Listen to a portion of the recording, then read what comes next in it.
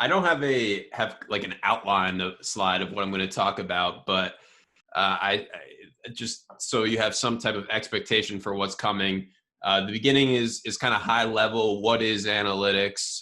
I think it's just as important to know what analytics is bad at as it is what analytics is good at.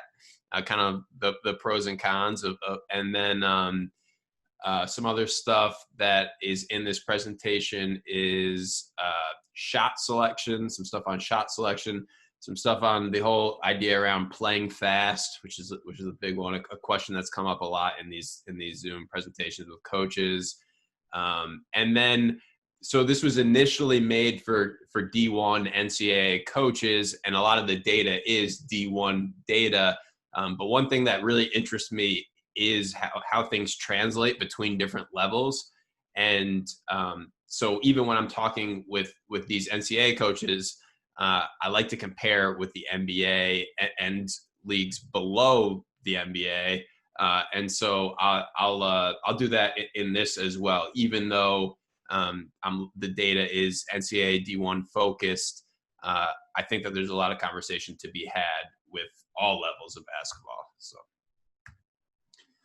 So what is analytics? My little definition of analytics is asking and answering questions with data.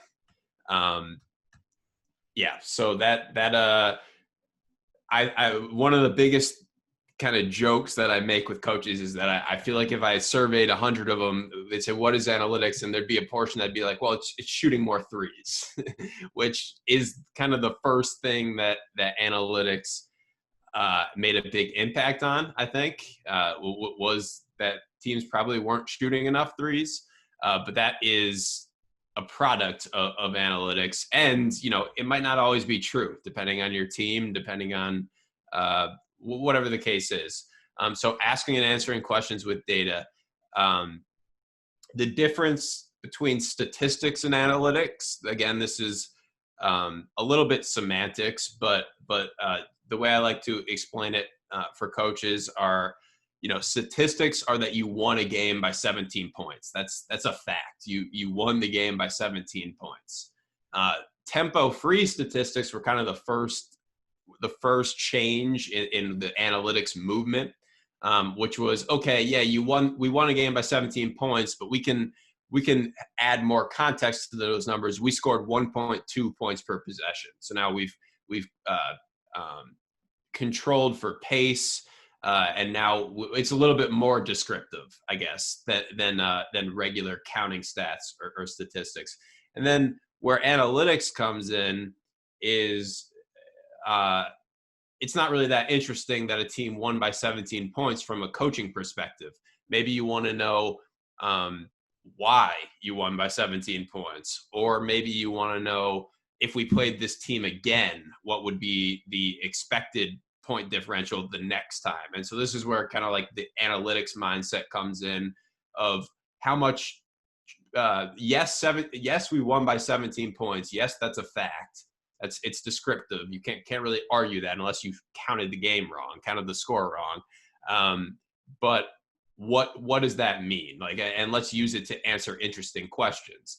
And so that's where sometimes I think that people with an analytics or a statistics background, they come from a very academic style, and they don't necessarily think like a coach, and they're not asking the right questions, or not even not asking the right questions, but not asking relevant questions for coaches. Maybe more it's for gambling, for betting on spreads, and like there's a lot of analytics work that goes into that. But I don't think it's always that useful. Even ranking players and ranking teams, it's very useful for NBA teams trying to draft players and predictive models. But for a coach, you're trying to improve those players or figure out how to best optimize those players. The actual number of how good they are isn't exactly relevant. So then to answer these more relevant questions, the thing I point out always is it's hard, regardless of if you're using data or not. These things are very convoluted. Basketball is not a controlled experiment. So it's not like you get to okay, let's run this play and put these 5 players in the game, and then you pause the game and be like, all right, let's run it with these 5 now in the exact same circumstances in the exact same environment. There's so many different measures going on, and that's not. There's plenty of other fields that are just as complicated, but that's where people can disagree, even using the same exact data, which I'll talk about a little bit more. And then that last bullet point. So analytics is a combination of domain knowledge, which is basically your ability to ask the right questions, knowing what questions to ask, technical skills, which is something that we won't really talk about much in this presentation in terms of like computer programming, and we'll talk about more of the coaching side of things, and then also how good your data is. So that's another discussion. Depending on your league, you might not really even have much data. I think you can still use an analytical mindset with your teams, but that's something we've seen. NBA teams invest millions of dollars in clean and robust data. So why use data and analytics? I think the biggest reason is that there's only 24 hours in a day. So as much as you can tout the eye test and how great the eye test is, you can only watch so much basketball in one day. And so theoretically, especially when you have a league of 353 teams, like in Division I NCAA, that you can't watch all 353. I've tried, and you can't do it. So that's the first one. Then the other reasons are all kind of related here. I'll put them out. So there's some interesting work, and it's not necessarily my expertise, but on decision making for coaches, and really in all fields, that decision makers have human biases or cognitive biases, that I think that data can help escape those biases a little bit. So the first one is the most cliche. That's how we've always done it, right? Doing something because that's how we've always done it. Probably not the best reason to do something, just because you've always done it. And there is definitely an element of that. The team that makes the Final Four every year, there's going to be articles written about them on what they did. And naturally, I think Texas Tech recently is one of the best examples of it trickling down. And I mean, they were successful. And maybe it is something, maybe the Texas Tech no middle defense is something that you should look at implementing. But I would say evaluating the process and evaluating if you have data, the data of the decision is better than just saying, well, they won the national championship and they're doing this. And then another one that I think is pretty big, that even going back to the shooting threes thing that analytics had a big impact on early on. I think a lot of the negative decisions made in sports, not just basketball, are the idea of coaches wanting to feel in control, or this whole playing not to lose instead of to win thing. So the most obvious example that comes to mind is actually in football, which coaches not going for it on fourth down, when the stats are fairly, I mean, I'm no football expert, but are fairly clear, that being riskier, while it could, on the one hand, blow open a game, it does maximize win probability. I'm trying to, the basketball example that I like to use is pulling players with 2 fouls in foul trouble. I don't think that there's a blanket rule that you should definitely play players in foul trouble. I think it's a lot more nuanced than that. But I do think historically that this whole, a player gets 2 fouls and they're yanked for the rest of the half. I think that's playing not to lose instead of to maximize win probability. Now, if the player is very foul prone, if he's a rim protector, if you have a backup who's of similar skill level, I mean, those are all things that come into play. But I do think that's a pretty good example. And then the confirmation bias or single anecdote. The example I use for that is foul or defends. So down 3 with less than 10 seconds left. I don't necessarily have a strong opinion either way. on if you foul or defend. But one thing I'll hear coaches say in press conferences or whenever is, my second year in coaching, we didn't foul and the other team hit a three, and I said we'd never do that again. And I don't think that single instance of giving up that three is a good reason to make decisions moving forward. That's where where something like using data to more to get rid of that feeling that you had of losing that game and just making the right decision. And maybe the right decision is the foul. I think a lot of for those of you that aren't familiar with the research on that, a lot of it is that it's a pretty close decision. In college basketball, you have like a 90 at the D1 level, you have a 92% chance of winning in those situations with less than 10 seconds. And there's really not a significant difference in either strategy. That doesn't mean that based on the circumstances, one strategy couldn't be right or wrong or add significant value. But yeah. And then this last thing, all that being said, I'm absolutely not saying that that doesn't mean that experience and even intuition aren't important. So I mentioned that you have to ask the right questions. That's certainly where experience comes in, for sure. But the other example for the Houston Rockets that I have here is it's an NBA draft one. So obviously they build draft models using analytics to try to predict how players are going to play once they enter the NBA. At the same time, they have a whole scouting department, right, of scouts who go watch games and talk to people and have experience in all of this stuff. And it's kind of cliche to say you just blend those things together. Like that's, you blend information together. That's hard to do. I working on the staffs that I worked on, we would use some of this type of stuff in recruiting to try to decide if we wanted a player or not.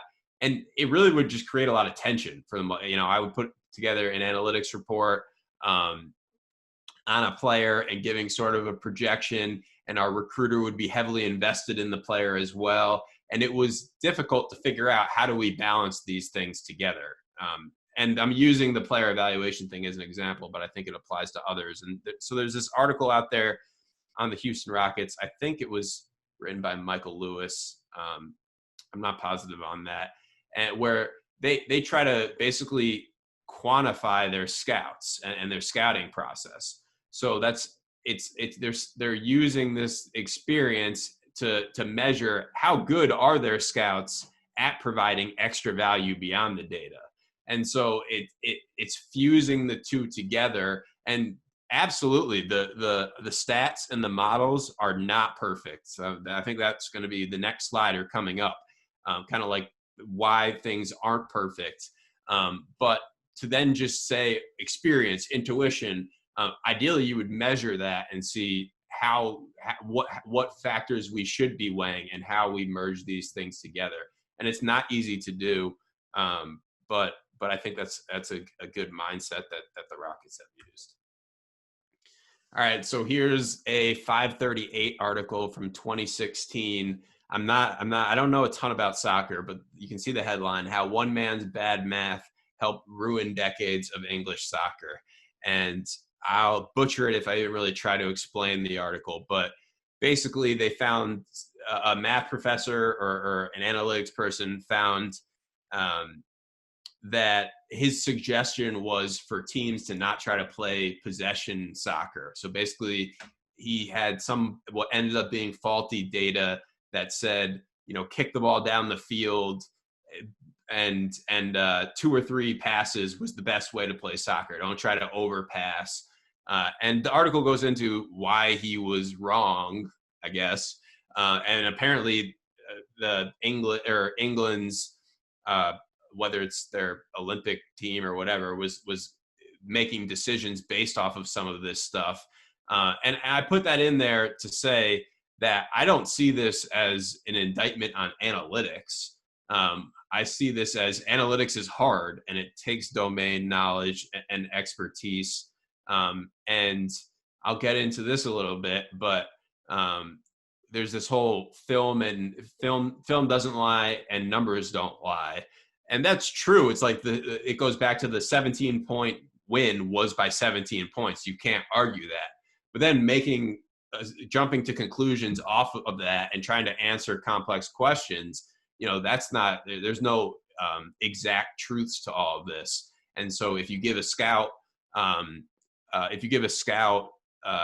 10 games of film, they might have a different conclusion on a player than if you give a different scout 10 games of film. It's the same thing with stats and analytics. Now, there are, especially with data, ways to hopefully avoid some of these pitfalls, but it happens.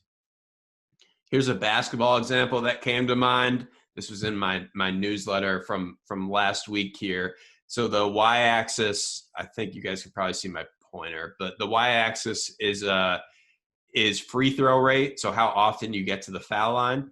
And this makes a lot of sense, obviously. Even in the first half, free throw rate increases throughout the game. I think a lot of that this is, again, NCAA data. And I think that the first reason for that, the most obvious, is that teams enter the bonus. And so now you're more likely to shoot free throws on a foul. So you have that going on. Also, possessions in the beginning of the game tend to be off dead ball. Those are low efficiency possessions to begin with. So I think that, plays some of a role. But then you see at the end of the game, it skyrockets, and that's obviously because of intentional fouling.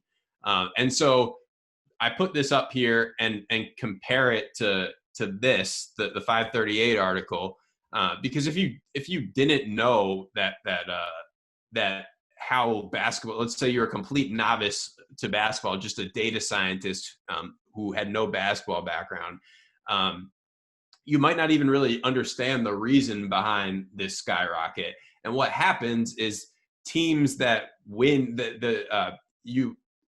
yes, going to the line is obviously a good thing, but your free throw numbers get a little bit inflated in late game situations because of this intentional fouling thing. And this is something that would need to be controlled for in trying to determine just how important free throw rate is. And so it kind of talks to that whole there's no controlled experiment thing. There's so many factors going on. And it's how something like this could potentially happen. Using even with a well-qualified data scientist who just didn't really have a basketball background. So the way that I stole this from Seth Partnow, who writes for The Athletic. He worked as director of basketball strategy for the Milwaukee Bucks, and the way he describes analytics is the art of being less wrong.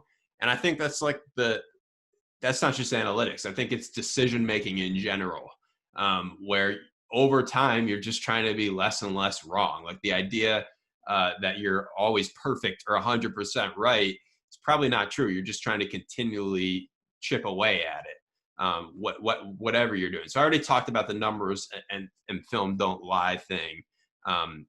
So I won't hit on that again. But the fact of the matter is, there's all these caveats in analytics and decision making, but we have to still make decisions. You can't wait to have 100% certainty on something, and so that's why there would be paralysis by analysis if you never made a decision on something.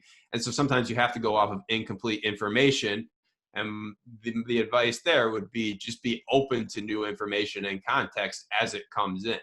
And I think that contradicts the coaching world and the basketball world a little bit, where it's very philosophy driven, and for good reason, because not only do you have to make decisions, but you have to teach your players those decisions and you have to implement those decisions, right? So if you're a pack line defense coach, it takes a lot of coaching equity and a lot of practice time to install that pack line, even if you do find that defense is marginally better than the one you're using, to the extent that one is really better than another.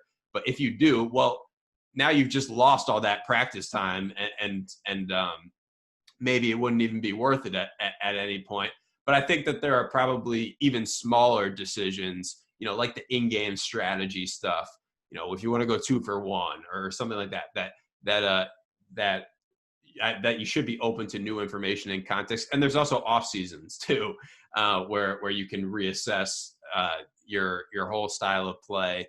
And we actually did that at New Mexico State one year. It was actually right as I was leaving. But I worked for two coaches there. But the second one was Chris Jans, who has been wildly successful in his career. He's coached at all different levels, and he's top 10 in the country in win percentage among all active coaches.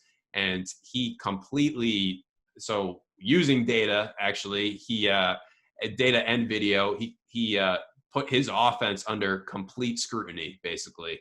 And we had charted all of our play calls and all of our sets and all of that. And he looked at the data, he looked at the film, he watched about the 10 or so best offensive efficiency teams. And I was gone by the time he made the changes, but he did change quite a bit. And I think we had more talent the year that I was there, and they improved their offensive efficiency the next year with maybe less talent. So I think that even though I'm saying that it kind of goes against coaching culture, that doesn't mean there aren't coaches out there that do it that way.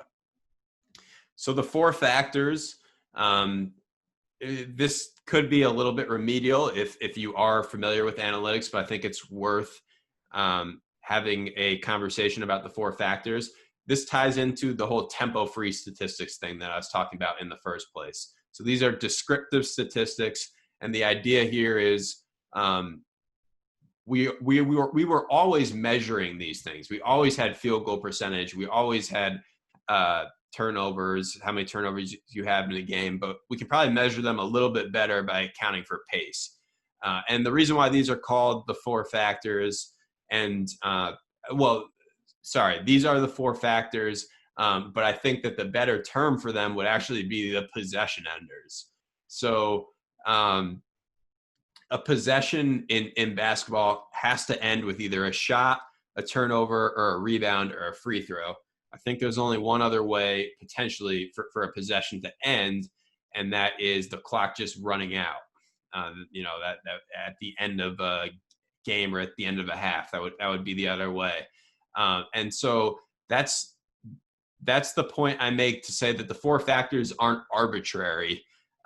They are kind of inherently tied to points per possession. And there are things, I have a slide coming up here. There are things that certainly make a difference that aren't in these 4 factors, but it's a trickle-down effect. So your points per possession or your scoring is not going to change without eventually trickling down to your shooting, your turnovers, your rebounds, or your free throws. So let's see what I have here. Okay, so the 4 ways that first point would be offense and defense. So it's really 8 factors because you have shooting, turnovers, rebounds, and free throws on the offensive end, and then on the defensive end as well. And the 4 metrics here: effective field goal percentage and offensive rebounding, effective field goal percentage and offensive rebounding percentage are probably the 2, I think, lowest hanging fruit, but also most important things to implement with your teams.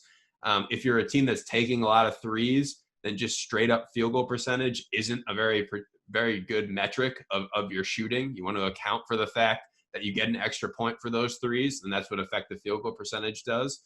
And then offensive rebounding percentage, or just rebounding percentage in general, is in my opinion, a substantial improvement over rebounding margin, which has been traditionally used, because rebounding margin is really a combination of a lot of factors. The defenses that force a lot of missed shots are naturally going to have good rebounding margins, regardless of how good they are at rebounding. So rebounding percentage isolates that by, okay, this is how many offensive rebounds we got, and this is how many were available for us. And so it's the percentage there.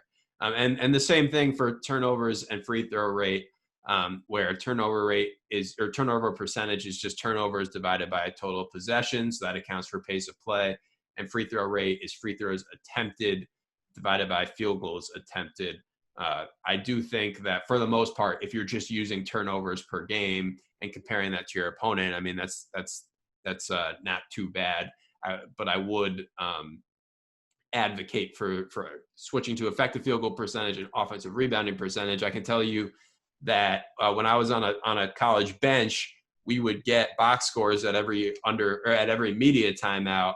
And the first thing I would do, and ideally we would have had this automated in our system, but I would calculate, or I would calculate okay, we have 10 offensive rebounds, but how many offensive rebounding opportunities do we have? And I just kind of quickly make them tempo free, which probably should be done manually, or automatically, but we were doing it manually. So already kind of started to hint at this, but just because these are the 4 factors obviously doesn't mean that other things don't come into play. And so the 4 factors are the possession enders. The other way to put it is that they're the bottom of the balance sheet. So if you take any of these, and I did a video on this last year, it's called it's on YouTube, How to Use Basketball Analytics to Drive Decision Making and Coaching. And you can take any one of these things and you can kind of talk your way through of how they might have an impact on your bottom line. So passing is one of the easier examples here. If you're a good passing team, you're gonna make a higher percentage of your shots because you're making the right pass. It's gonna lead to better shot opportunities. It should limit turnovers, right? I guess it depends on kind of your definition of good passing. Maybe you're throwing more risky passes because you have good passers, but theoretically it would lead to fewer turnovers. Maybe it won't have that big of an impact on rebounding. Depends. And then one thing I think that good passing could actually lead to a decrease in free throw rate. You don't have to force the issue as much at the rim. And so, I mean, this is very anecdotal here, but you can do that for any of these different things. In that video, a funny example I used was Will Wade, who's the head coach at LSU. He had some quote saying, he went on a rant in a press conference about gear, about team attire, and how, we had guys on our bus who weren't wearing, I think he was at VCU at the time, who weren't wearing VCU issued gear. And, you can't win that way. You can't win that way without teams wearing, or without your team wearing the right gear and this whole idea of the little things.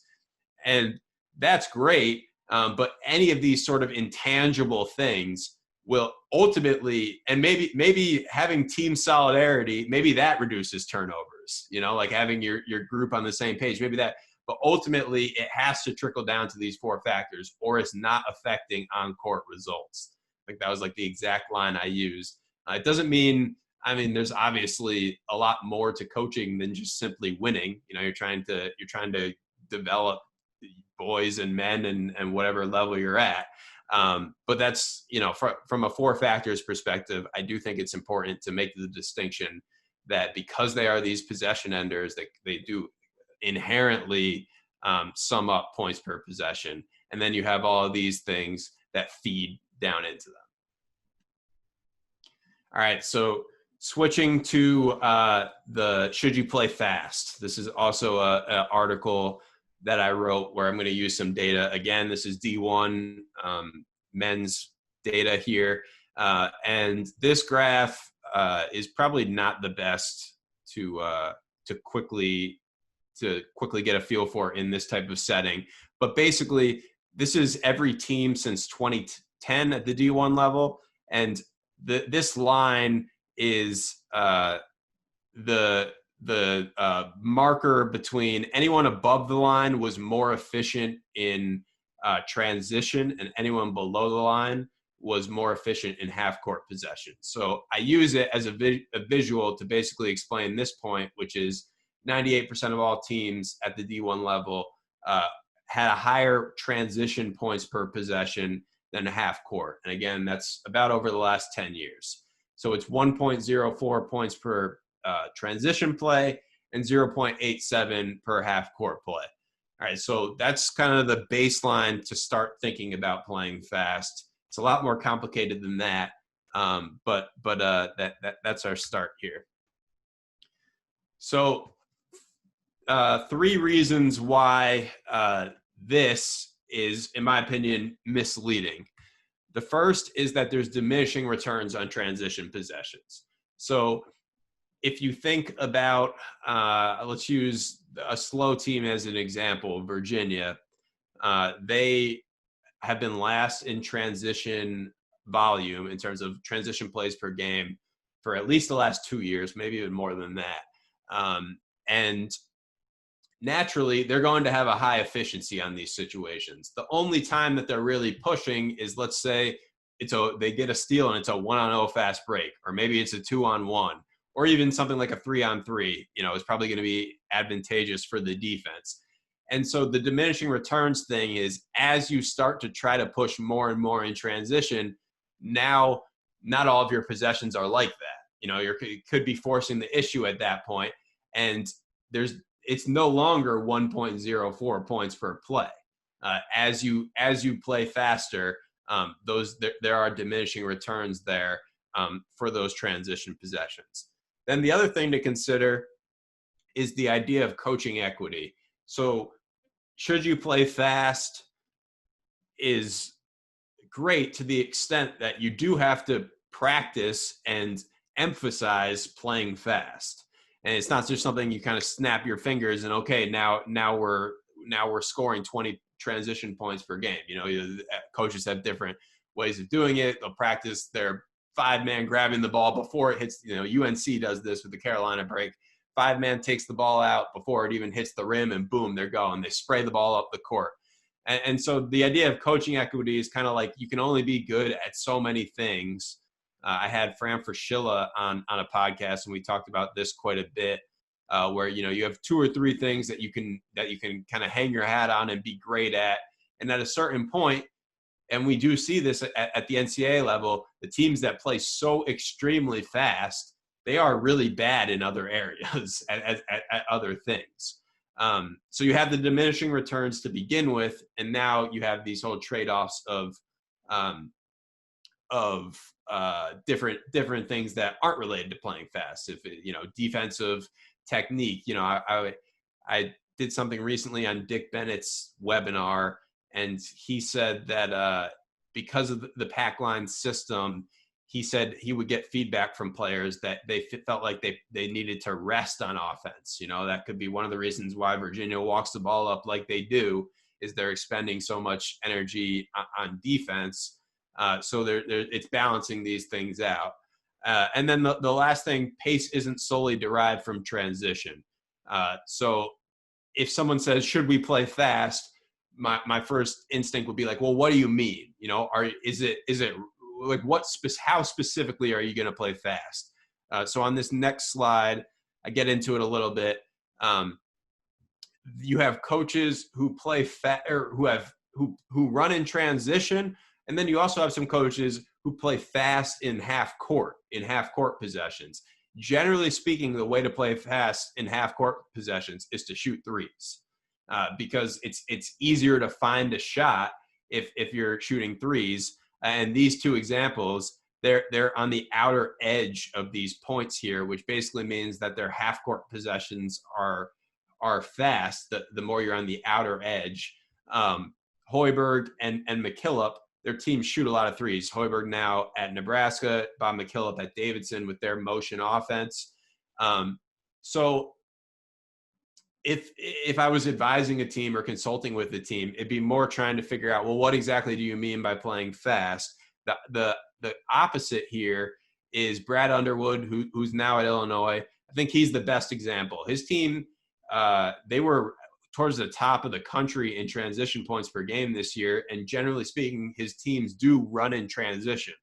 But in the half court, they got away from it this year, but traditionally they've run this motion offense, what they call the spread offense, which is a first cutter, a second cutter, and then pinch post. Then they reverse the ball, and it's a first cutter, a second cutter, and a pinch post. And so he's a coach that will push in transition, but their average possession length is actually slow. Rod Barnes, he's the coach at Cal State Bakersfield, and we played against them. They're in our conference. We were the two best teams in our conferences one year. And even though he had all that talent, they still played stall ball. It was one of the most unique styles that I personally played against, where they were dribbling 10 seconds off the shot clock just because they could. And they had the players. It wasn't necessarily an underdog strategy. They were on defense. They were extremely physical and full court press, just like a grimy defensive team. And they were really, really good. And on offense, they played stall ball. And so pace has become this buzzword that I think needs to be more specific. Even I don't have a chart of them, but Purdue and Matt Painter, they play fast in the half court, in my opinion. Guys are running off screens. They play with great pace, but their possession length is longer because they run 4 or 5 actions within their sets and their long, elaborate plays. So I think you need to kind of narrow in on what exactly you mean by that pace. And so these were my final takeaways from that article. Should offenses play faster? 1, transition plays are the most efficient. And that's still important at the end of the day to know that. Virginia, by not pushing the ball, they are leaving points on the table. They might be getting those back with their pack line and having more energy on defense and all this, but they are for sure leaving points on the table because of just how extreme they are in not pushing the ball. It's extreme. It's very extreme. And then so number 2 is, but there are diminishing returns, which we talked about. Number 3 is certain offensive schemes are great at maximizing transition volume. So I used the North Carolina example, but we're seeing now, teams not using a rim runner, going 5 out in transition. And there's different ways of doing it. And then number 4 is, but coaching is a game of trade-offs. So you can only be great at so many things. And then 5 and 6, I didn't really hit on these. These are kind of the bonus, is that personnel obviously matters. So there are certain players that the disparity between their transition skill set and their half-court skill set is bigger than other players. The most obvious thing that comes to mind is slashers, and maybe they're non-shooters, and they, in a 3-on-3 situation, they're going to excel a little bit more, especially in the open court, than in 5-on-5. That might not be the case with other players. So personnel obviously matters. And then the last point, which will lead into the shot selection conversation, is that the philosophy of passing up a good shot for a potential great shot has changed. So if I was advising a team on should I play fast, I wouldn't say yes or no, but I would say you should avoid going in late into the clock, which is actually much different than playing fast. I don't have the number in front of me, but efficiency is the lowest in the last 5 seconds of the shot clock. It's, last 10 to 5, it's the lowest, and then it goes even lower in the last 5 to 0. And so the other component of playing fast is shot selection. And so we'll get into that. But that's something that I think has changed quite a bit over the last 10 years, is instead of searching for the perfect shot, taking a good one when it comes up. So one, you won't turn the ball over if that's the case, but also you'll avoid these late clock situations. So shot selection is, like I said, where people associate three-pointers with analytics. I think that shot selection is probably the thing that gets most associated with analytics. And it's a little bit misunderstood, at least in my opinion. The 3 main factors to shot selection: 1, your player's skill sets. Probably the most important of the 3. They're all important, but probably the most important. I'll talk about it a little bit more later on, but the obvious example, if you have a 7-footer, I'm thinking D1 basketball here. If you have a 7-footer, your best player, who's a back to the basket guy, your shot selection is going to be different if that's your best player than it is if your best player is a point guard that uses a lot of ball screens. It's going to be different. And then it's not just your best player, but your complementary players and where you're spacing them, regardless of where you're spacing them, just your players' skill sets are going to determine shot selection. So that's the first obvious one. Then the second one is your action and your spacing.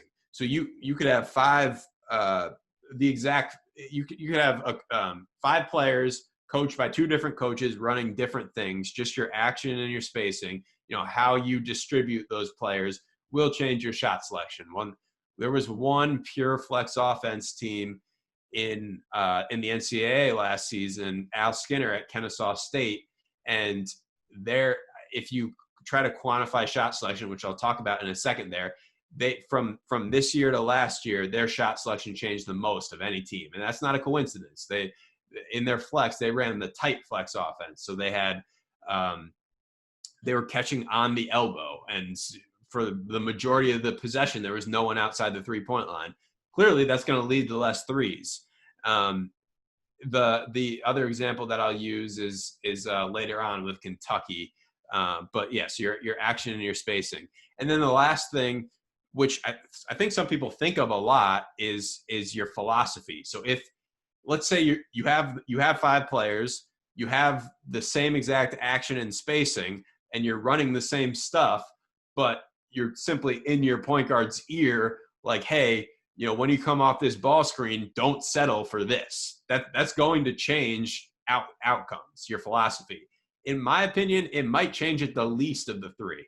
That's just my opinion. I don't necessarily have facts to back that up, and all three are important. But I think it's important to recognize that there's all three, and because of this, what we always work on with the teams that we consult for is marginally improving shot selection. If you want to drastically improve shot selection, you need new players. I mean, that's what it comes down to. But marginally improving shot selection, the example that I use is, you have a guy who sets a lot of ball screens and he's a pretty good shooter and he tends to pop to 19 feet. Well, a marginal improvement would be getting him to pop to beyond the 3-point line. And maybe he only takes 20 of those a season, and it's not really going to move the needle a lot. But if you're correcting 10 to 20 of those marginal improvements, then it might start to move the needle more and more. So I think you could make the case that with anything in basketball, it's about marginal improvements, but especially with shot selection. So again, D1 NCAA averages here. Excuse me. And I will speculate a little bit on how this might translate to other levels coming up, but this is the data I have, and I think it's still valuable to talk about a little bit. The first row here is volume, so the percentage of shots so for instance, 33% of these are half-court shots only. 33% of shots came at the basket this year, not including post-ups. Post-ups are their own category. 9% of shots were out of post-ups this year, and 38% were from three. As you can see, the floater, the short jumper, the floater, the short jumper, and the mid-range jumper are all pretty equal in terms of volume and also in terms of efficiency. So this is points per shot on each attempt at the basket was 1.10, which is by far the most efficient. One thing that's not being calculated here is fouls, and I would think that actually boosts shots at the basket even more. The fact that you can draw fouls while driving, but threes are the second most efficient shot, and you can pretty clearly see here where this whole analytics mindset of threes, rim, and free throws has come into play. It's definitely more nuanced than that, just like it was with the transition play or the play faster. But this is where you kind of see the basis for it.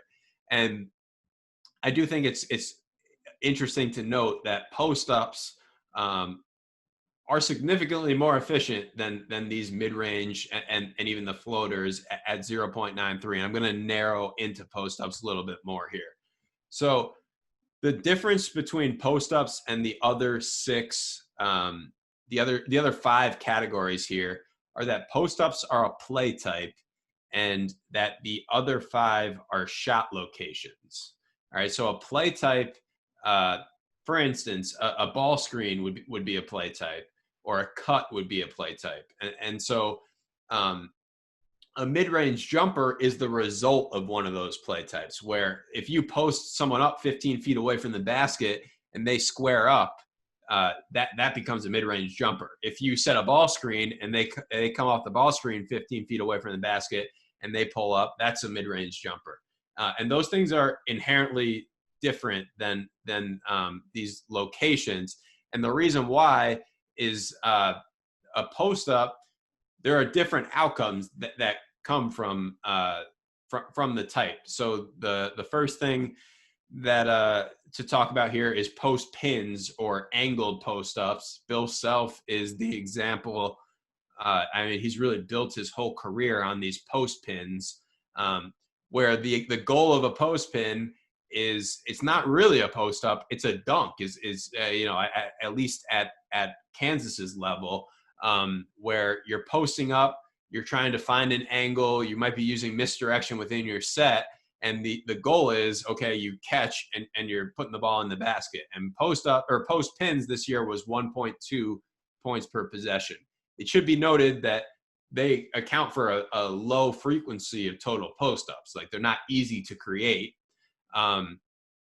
but they're super efficient when created that way. And for a team like Kansas, a defense spends a lot of energy preventing them from happening. And then the other factor here is that obviously you can pass out of the post. And so a post pass this year led to 0.97, and I put plus there because, cuts are, if you pass to a cutter for a layup, it's more efficient. 0.97 is a pass out to a spot up shooter. And so it's kind of the same thing, where it's not like the cut is open every time. I think it's disingenuous to think, well, oh, just pass to the cutter. But that's where, with the teams that we work with, who post up a lot, who have, let's use that same 7-foot example. They have a 7-footer that he's their best player who's going to post up. You're not going to take that away from the 7-footer, from your best player. But what we work with them on is figuring out ways to either maximize post pins or maximize post passes. And so the straight up back to the basket, 2-dribble hook shot, that's somewhere like, I think, 0.89 points per play. And so our idea with that is, if your best player is a back to the basket guy, you're going to have to live with those. And if he's really good, it's going to be higher than 0.89. These are just the averages. It could be higher than that. But regardless, let's work on either maximizing post pins or the post pass. And I think it's hard to maximize both of them because one requires bigs really clearing out a lot of space and using angles and like fighting for space. And then the other one is much more cerebral or finesse. Okay, you catch the ball, now you're seeing the floor. I think it's hard to do both. So it can depend on your skill set. The coaching example, a friend of mine told me this, and I haven't actually heard it, but Bill Self apparently one year he had Marcus and Markieff Morris on his team, and which I just gave away the punchline, I guess. But they were all Americans, bigs, and he was at a coaching clinic talking about how you need angled post ups. That's what his whole offense is built off. And he was like, my bigs, they just weren't good enough this year to catch with their back to the basket and score. And I ruined the punchline, but he had like the two best bigs in the country. They were all Americans, right? So if Markieff and Marcus Morris aren't good enough, then the problem emerges even more when you're trying to post up like your backup center or something like that. That's where I think there is some truth to post ups being inefficient. But like I said, I'm definitely not anti post up by any means, and I don't think the data is either. So ball screens, I'll go through this a little bit more quickly. It's the same idea.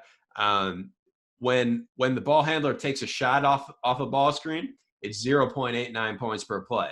And that's exactly what it is off a post up. when a post player takes a shot off of a post up, it's 0.89 points per play. And so there's a few reasons why this has been misconstrued, and a lot of it has to do with the NBA game, which post ups are a little bit different in the NBA game.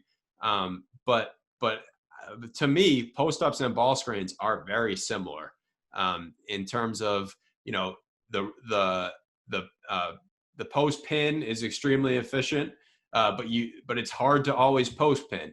And off a ball screen, the roll is extremely efficient, but it's not just as simple as pass to the roller more. The roll has to be open.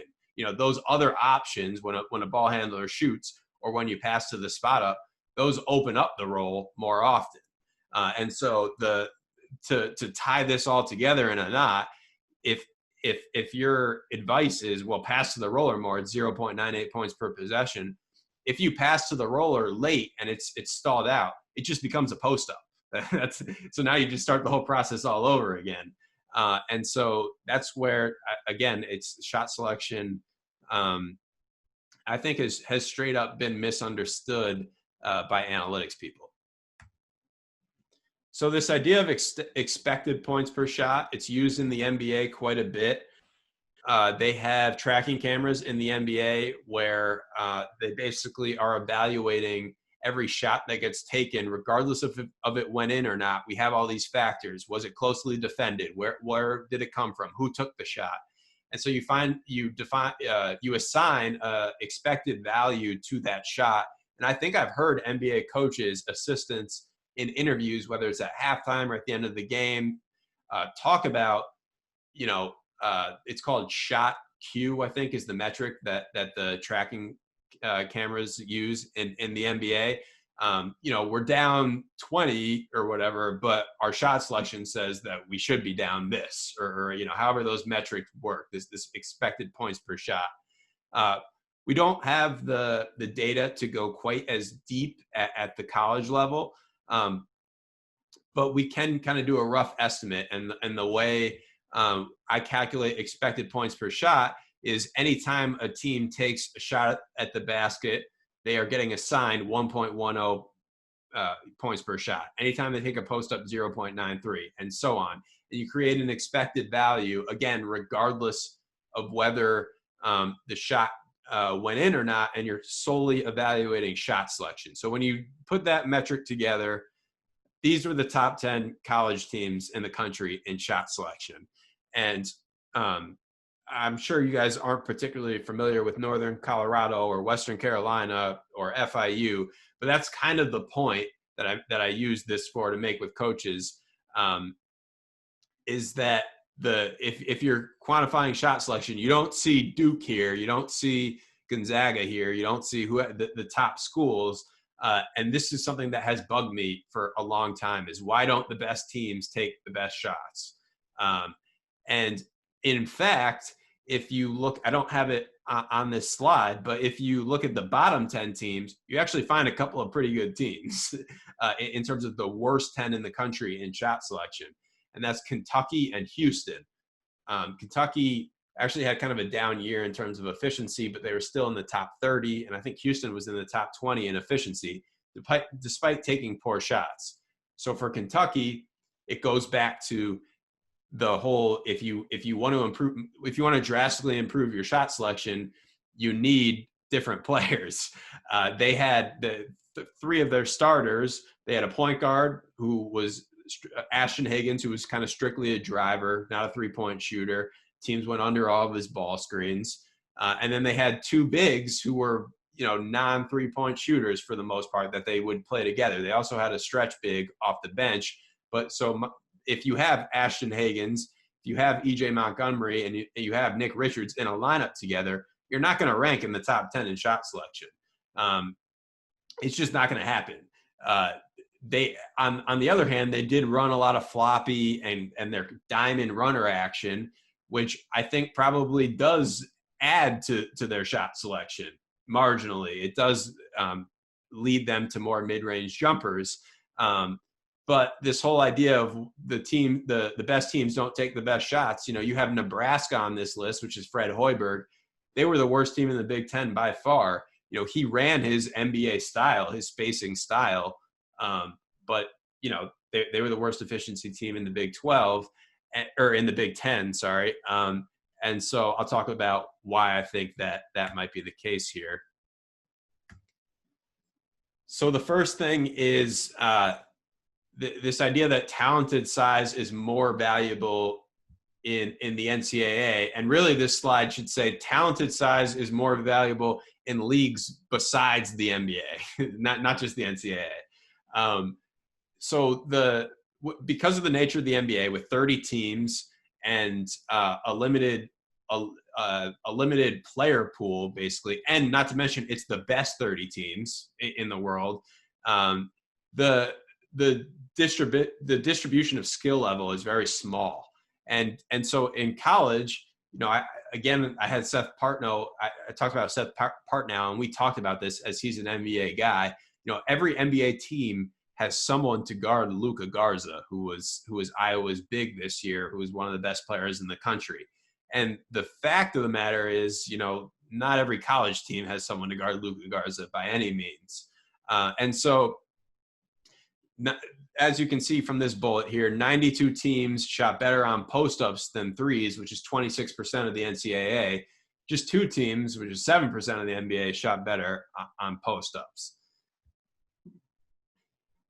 Talked about the diverse and the diverse skill set and the skill pool. So it's not just that it's hard to guard Luka Garza, but also there's less shooting on the floor. So a post-up or a shot type is only as efficient relative to the other possibilities of a possession.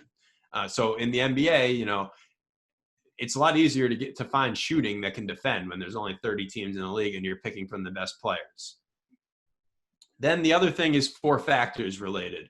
So the Knicks were number 1 in the NBA in offensive rebounding percentage this season. They rebounded 26% of their misses. The NCAA average was 28%. So the Knicks would have been 256th in the NCAA. They're below the NCAA average, and they led the NBA. And the Bulls were number 1 in turnover percentage at 16%, and that would have been 198th in the NCAA. So I have West Virginia as an example here, but to use the Kentucky example, I mean, this answers the question or helps answer the question of the whole why the best teams don't take the best shots. Kentucky's elite at offensive rebounding. They protect, not to mention defense. Having Nick Richards and EJ Montgomery, doesn't help you a lot for offensive spacing, but it helps you a lot in other areas. Now, that's not to say that if Kentucky had a shooter that had more shooting, they wouldn't have been a better team. They would have, but it's the whole trade-off factor between the other 4 factors. And they did have a shooter on their bench, Johnny Juzang, who wound up transferring, and he couldn't really get off the floor or get onto the floor, which is a thing that we see a lot with these high major teams, is that they try to recruit shooting specialists and they're giving up a lot on the other end and they don't wind up playing. And that's where like the Duke team from last year with Zion Williamson and RJ Barrett. It's like one of the worst 3-point shooting teams ever. But they were so good at everything else. They're still a top 5 team in the country. And West Virginia is, I guess, the ultimate example here. I mean, their spacing is the complete opposite of how an NBA team is spaced or how an NBA team plays. They were top 10 in the country in efficiency this year because of offensive rebounding, and they were number 1 in offensive rebounding percentage and, the Huggins style of pressing. Would that be possible at the NBA level? Probably not. I think it becomes even more possible as you go down in levels where shot selection matters less at the lower levels of basketball. I might have more on that here. Yeah. Okay. This is good. I think I have, 2 more slides left. So this is a tweet from Ben Falk and also Bill James. Bill James is really the guy who started this whole analytics movement for baseball, though. He worked for the Red Sox, and baseball was really the first sport to get into it, and Bill James is the guy. And so I tweeted, this was in January, I tweeted that 101 teams had a higher effective field goal percentage on post-ups. Obviously, it ended up being 92 at the end of the season, but this was back in January. And so Bill James responded to this talking about baseball, where when talking about speed in baseball, where when a player hits a ground ball at lower levels of baseball, it is a big deal for how fast that player is running to first base. The fielders aren't as good. And so being just marginally faster is going to greatly make a difference on the ability to throw that player out. At the MLB, at the Major League Baseball level, the players are so good, speed barely even matters on the way to first base. It's almost an automatic out regardless if it's hit right at you. And so this speed at lower levels doesn't matter quite as much, at least in this one area. That's not to say speed doesn't matter at other parts of the sport, but at least in this area, it's just not the same in Major League Baseball. And I think the corollary there is between height and athleticism in the NBA to lower levels, where everyone in the NBA is tall, long, perfect wingspan, and athletic. And that's not the case at lower levels of basketball. So building off this, the NBA, and this is my last slide, the NBA is a spacing league. Rick Carlisle went on kind of a rant when he was asked about or criticized about Porzingis this year being not posting up, being used 5 out, talking about how just straight up their efficiency is better as a team when they're 5 out, when he's out on the perimeter, and that's hard to dispute. But again, they have control over their roster where it's they have the shooting to do that. And so you might be familiar with Kirk Goldsberry's work on shot charts and this whole 3-point revolution. He wrote a book where he's an advocate for essentially switching the rules because 3-pointers and spacing are so valuable. He thinks that the rules should be changed for diversity, for more offensive diversity in the NBA. That could be true in the NBA. I'm no expert on NBA schemes or X's and O's or whatever, but I really don't think that it applies to lower levels. If anything, I still think that height and size is more valuable than spacing at lower levels. So the example here would be like a 4th grade basketball game, where if you're using a ball screen in a 4th or 5th grade basketball game or something like that, your shot selection off that ball screen is not that big of a deal. The way points are scored, and I could be oversimplifying things here, are offensive rebounds and not turning the ball over. In the youth level, I can just from when I played as a kid, I can think of the ball getting thrown up to the backboard like 5 times in a row, and the tallest kid on the floor just keep getting the rebound and putting it back up, or just not having ball handlers to handle pressure at all. So those rebounding and turnover rates are just more important at these lower levels. At the college level, one thing that has not just the fact that the NBA is a spacing league, but obviously Villanova won 2 national championships in 3 years with NBA spacing, and they had the players to do it. They had big wings, big athletic wings who didn't hurt you on the defensive end, but shot the ball really, really well. And so that's not to say that spacing isn't the right thing. It is. You want to have good spacing, but it's the trade-off that right now I think is the most important thing in thinking about X's and O's and coaching. There's a trend in college basketball where a lot of teams are trying to play like Villanova, and they're just terrible on defense, and it's because they're recruiting a certain type of player. And balancing that trade-off, ideally, Dayton is a pretty good example this year of a team that did play like Villanova and with athletes and effectively. Ideally, everyone would play like Villanova, but depending on your personnel, depending on your roster, that whole trade-off is what I think about a lot and was kind of the focus of this presentation.